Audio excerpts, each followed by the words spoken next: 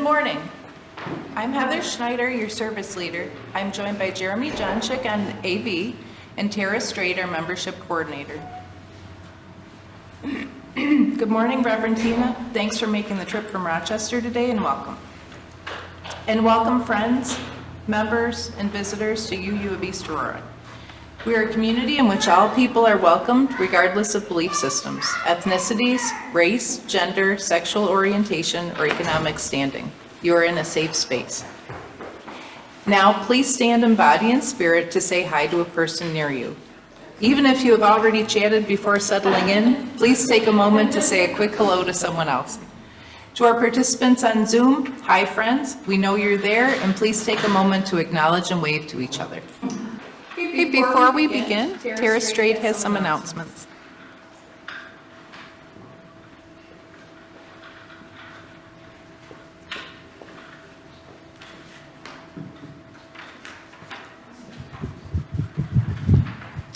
Good morning. Hello. Happy to see everyone here today. So next week, Saturday, October 8th at 1 p.m., UUEA is going to host the Free Talk with Dr. Chris Kerr. He is going to speak on death and dreams. And if you are interested, please reach out to Catherine. Catherine, just give a little, raise your hand. Yeah, that's Catherine if you don't know already. On October 9th, so that's Sunday right after, our Sunday speaker is Jack Kavanaugh. He's the executive director of GLIS, which stands for Gay Lesbian Youth Services. So UUs have a history of supporting and participating in Pride, but UUs don't always have a good grasp on understanding support of gay and trans kids and their families, just because it's so ever-changing and the language is constantly progressing. But at least not yet, right? So come hear Jack Kavanaugh and learn the issues and what is most important for them and anyone else who would like to be an ally. Finally, a reminder about a special family fun event on Sunday the 24th. I actually think it's supposed to be the 23rd because there's two conflicting dates. So I think it's the 23rd. I'll get back to you on that because I have to look at my calendar and sure there's. Yeah, I was gonna say it's Sunday's the 23rd, not the 24th, so this is a typo. So there's gonna be a cookie decorating event right after service on the 23rd. It'll be from 11:30 to 1. So kind of while coffee hour is happening simultaneously. So if you're here for coffee hour, maybe pop by and you can check out the cookies. So we're gonna be decorating cookies, and parents and kids alike will each receive their free cookie kit. Love free things. And we'll do 3 different kinds of holiday cookies together, so everyone's encouraged to wear Halloween costumes. Please do it. Finally, I'm going to let Tina talk about Soul Matters, but I just have an announcement that I am going to start doing an attendance sheet of sorts every service, just so that I have the recording of how many people are coming and that we can start to collect, who's attending what sessions and why. So what I'll do is if I have you on a record already, I will have everyone's names typed. So if you've obviously been here a million times, you'll just check a box next to your name. You don't have to write all of your stuff over and over again.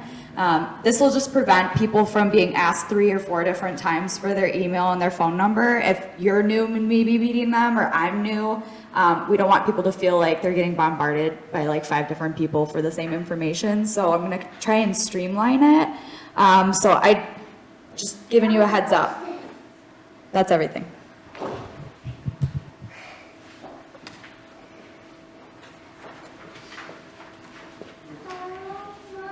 Good morning, folks. It's always a delight to be here. I have an announcement today. Mary asked me to do this, and I'm delighted to do this. If you see on a seat around you or near you or on your seat, there's a brochure about our Soul Matters programs. We're starting again in October. There will be 3 sessions this year, which is so exciting. We started this just a couple of years ago. In the midst of the dark days of the lockdown of the pandemic, we did 1 pilot group. Now we have 3. There's going to be 1 on Zoom, which I'll be facilitating. There's 1 that Heather is facilitating. That's going to be here at church All of the details are in your brochure. Now, if you're not from, oh, and there's one that Rich is facilitating, which will also be here at church. Now, if you're not familiar with Wellspring, or I'm sorry, with Soul Matters, this brochure will give you all the information that you need. So it's a great way to get connected to a small group of people, to talk about the monthly worship topic, and to just feel community and connection outside of our Sunday times. So please take a look, and there's contact information in here too. But don't look at it during the sermon, because then I'll feel really bad. So, thank you.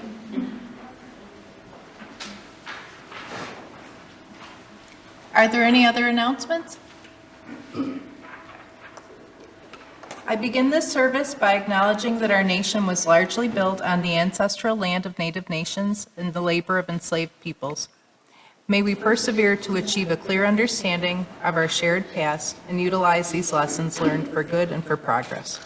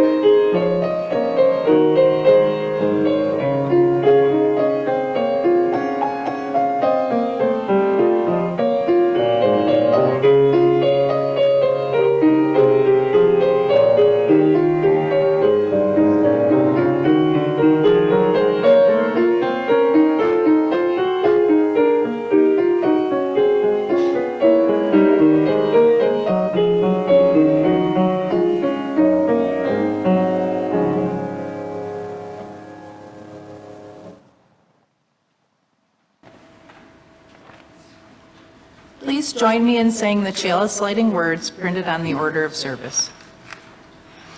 We gather this hour as people of faith with joys and sorrows, gifts and needs. We light this beacon of hope, sign of our quest for truth and meaning in celebration of the life we share together.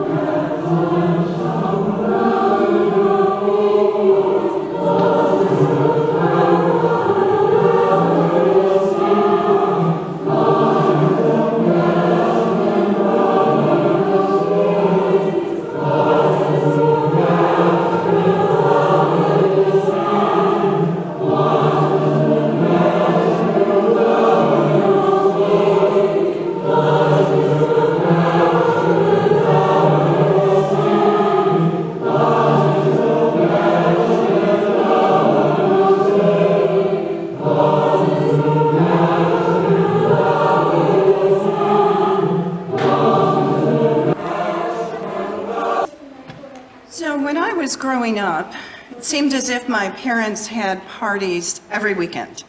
There were card parties where they would set up the special card table, and then people would sit around the table and they would be incredibly competitive, and then by late in the evening there was more laughter than card playing. They also had cocktail parties where my dad was a bartender, and my dad didn't really drink. He also didn't know how to mix drinks. He knew one drink, which was gin and tonic. So it was a joke in the neighborhood that when you went to our house, you could ask for anything and you'd get a gin and tonic, because that's what Dad knew how to make. My mom would have little cocktail wieners, and the kids, well, we were just kind of someplace in the house, probably getting into trouble. And it went like this all the time. And then my mother, in the late 60s, well, she started reading The Feminine Mystique by Betty Friedan. And the quality of their parties changed just a little bit, and they started something called Come As You Are parties. Now, if you're as old as I am, you might remember this, or you may, in fact, have heard of it or read about it in history books.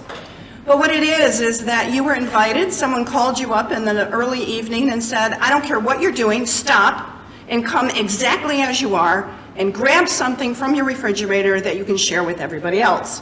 It was hysterical, because at the other parties, everybody was dressed, you know, with jackets and ties, and women had cocktail dresses on. But in a Come As You Are party, they would come in their pajamas. Hair would be in rollers, and people would come in shorts and t-shirts, which was almost unheard of in the late 1960s, when everybody dressed up for everything. They would bring half a casserole of tuna and noodles. They would bring half a loaf of bread and some peanut butter, and it was a lot of fun.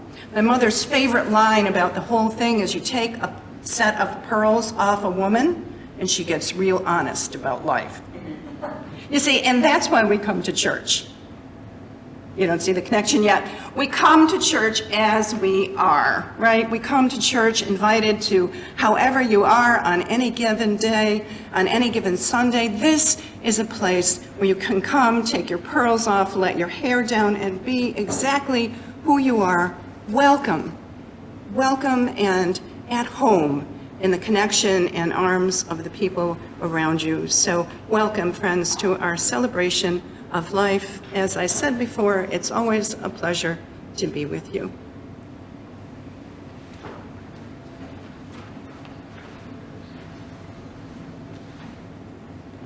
We are reminded that UUEA cannot do anything without members and friends showing up and supporting each other.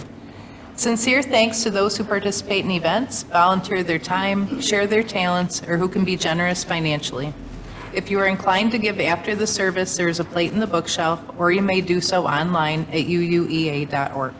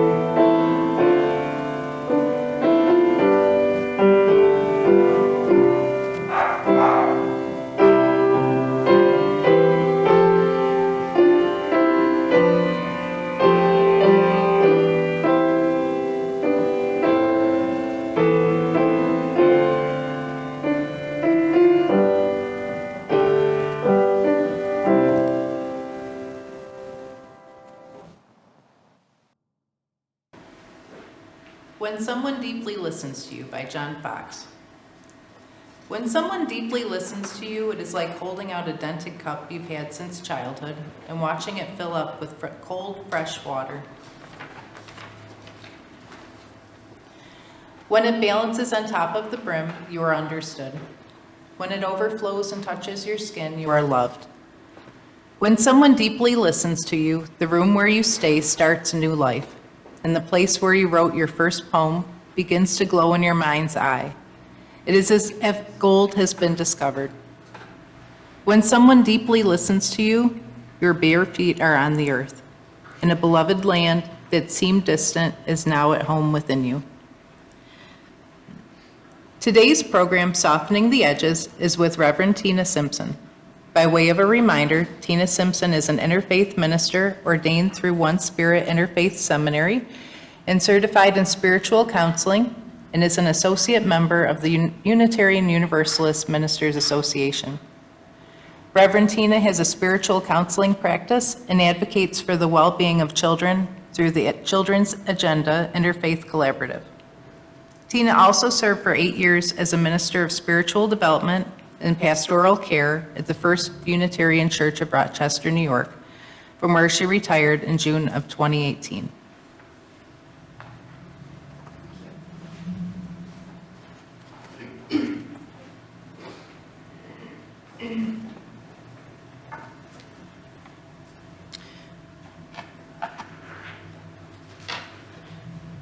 So our Soul Matters theme this month is courage. And I want to begin today by sharing a story that I think illustrates the complexities of human courage and might just help us begin the conversation about this month's topic. Carol was a middle-aged woman, a friend of mine. She was single, never married. She had a long career as a social worker at an agency in Rochester, New York.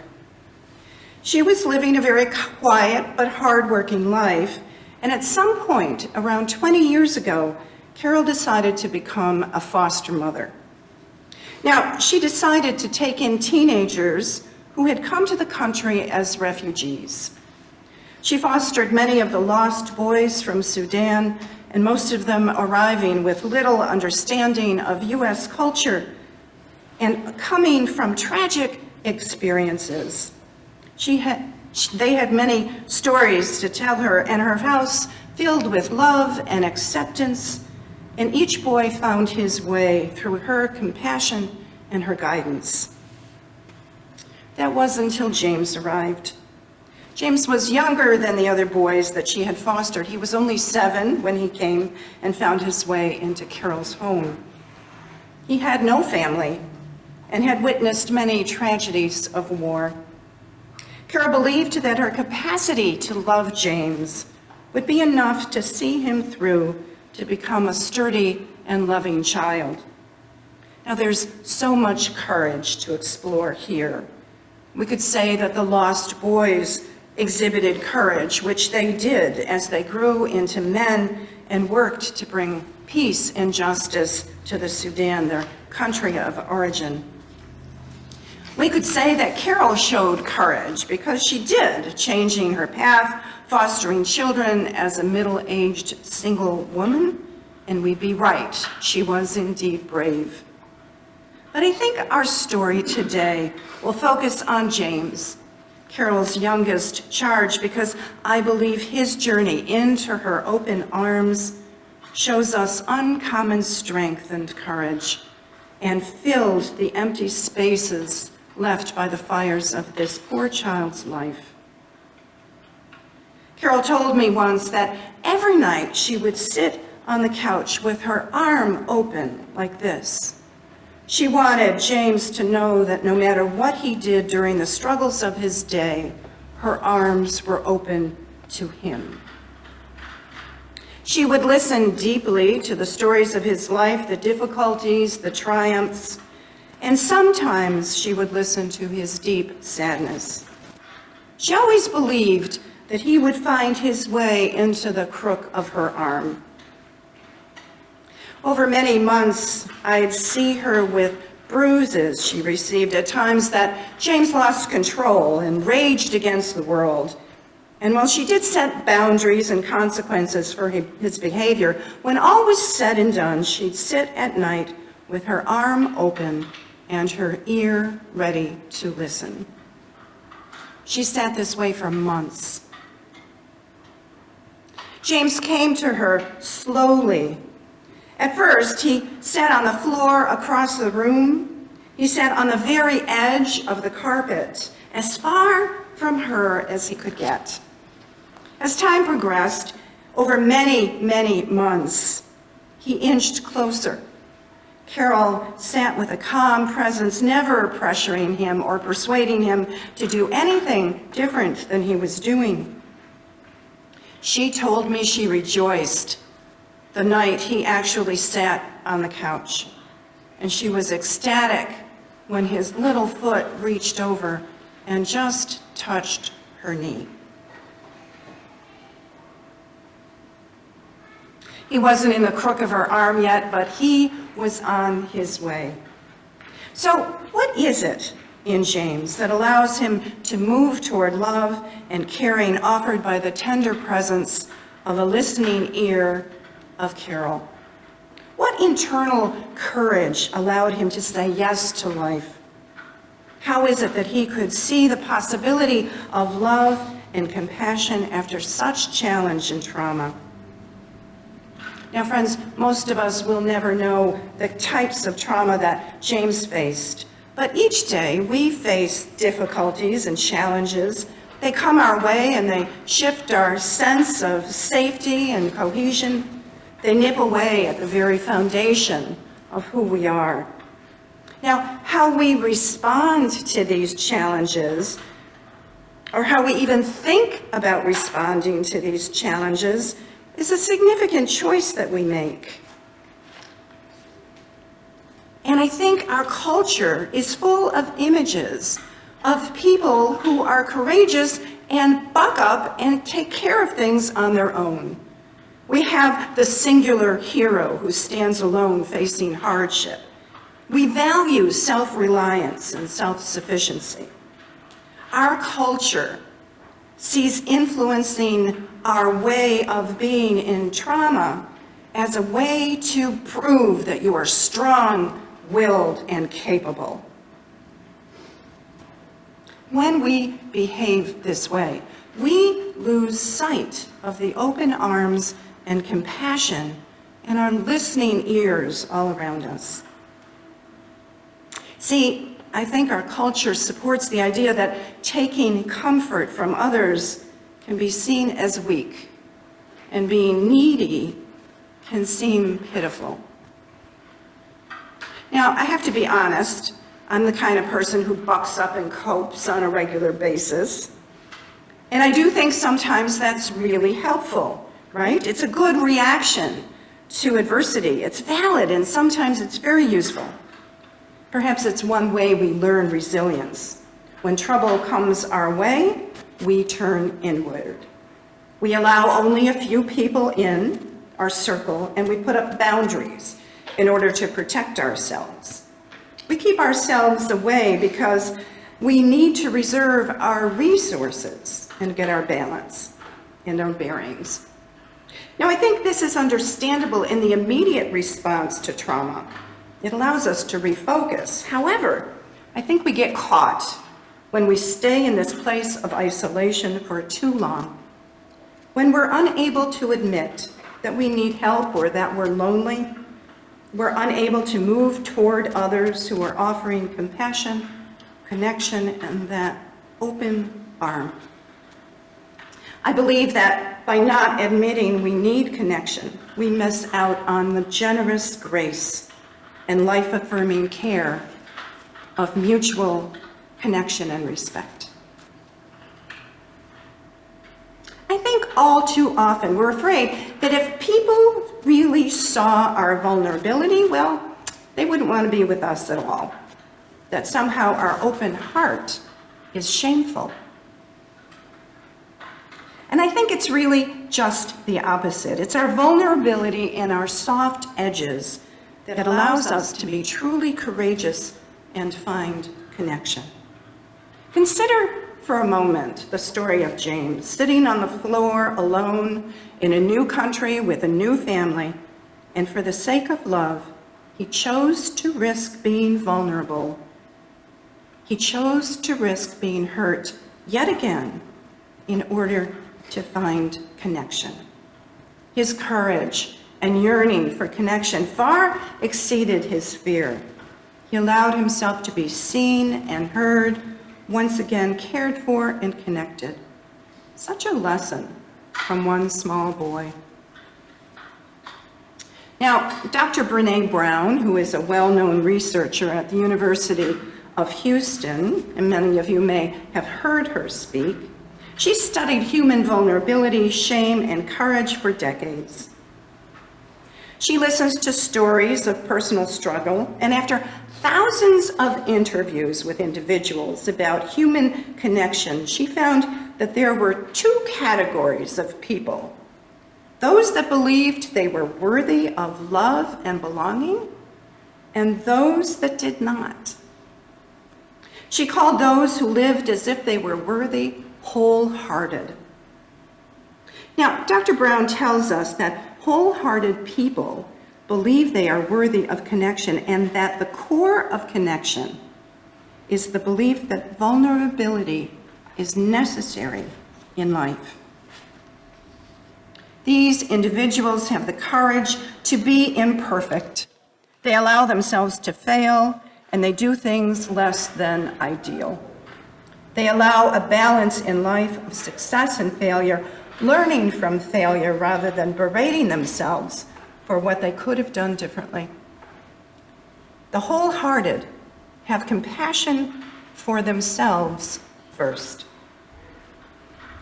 They let go of who they think they should be, and they believe their vulnerability makes them beautiful. All right, let me say that one more time because I think this is powerful. They believe that their vulnerability makes them beautiful. Facing life this way, she tells us, allows the risk of connection. It allows us to expose our soft edges and walk into the open arms around us, and to say yes to compassion and a listening ear. She says the only way to be strong, to be courageous in this world is to be vulnerable. And here's the downside. Dr. Brown suggests that rather than face our own vulnerability, many of us choose to numb it. We numb it through addiction, through overwork, through excessive busyness. She says we're a nation that overeats, overworks, and overspends. Rather than feel our own defenselessness and sorrow, we build fortresses in our body and in our mind. So much to think about here. We become isolated and alone. We resist human connection. We consume so that we are not consumed. And that's most tragic about this, is that it doesn't work.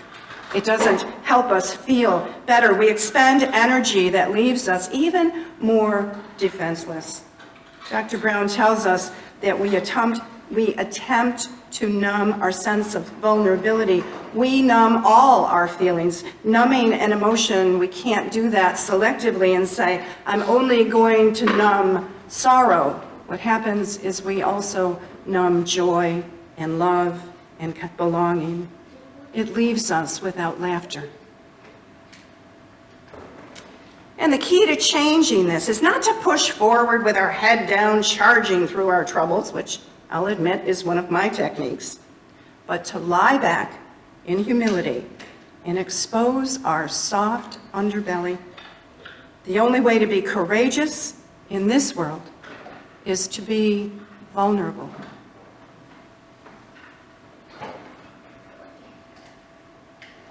There's another aspect of this story that I believe is essential in understanding courage.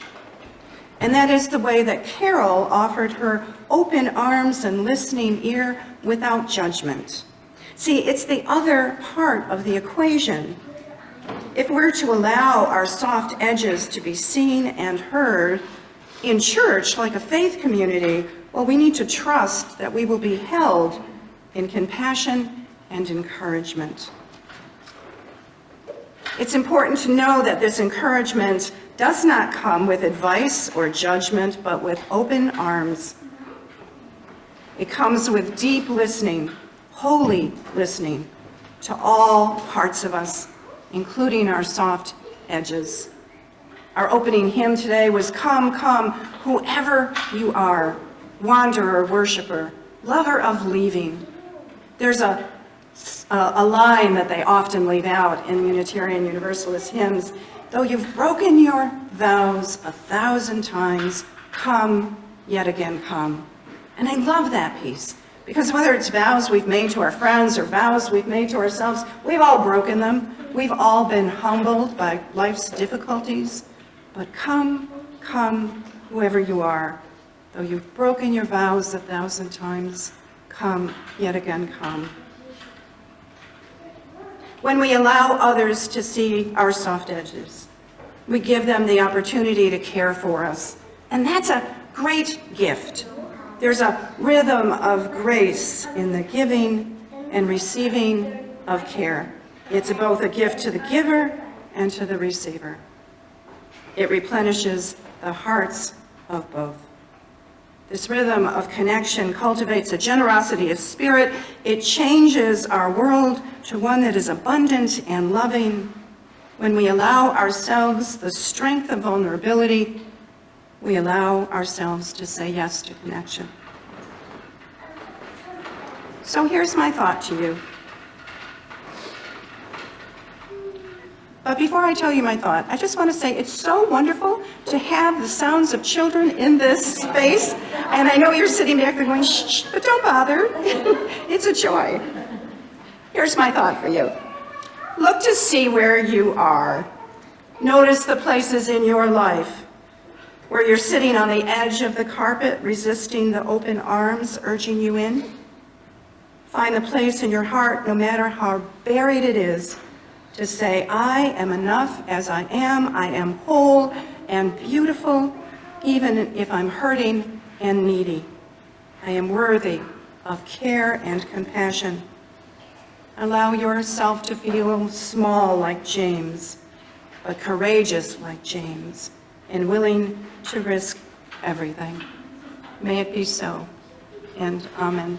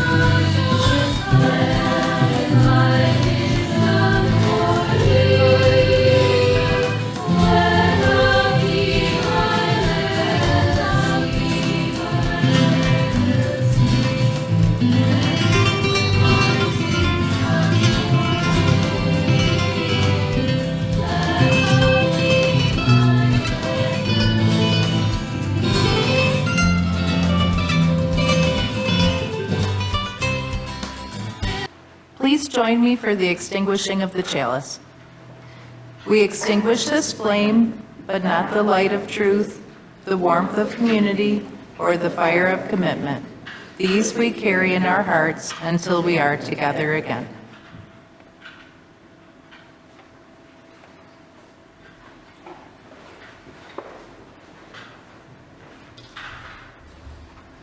Friends, remember that as a member or friend of this community, there are many hands always reaching out to you.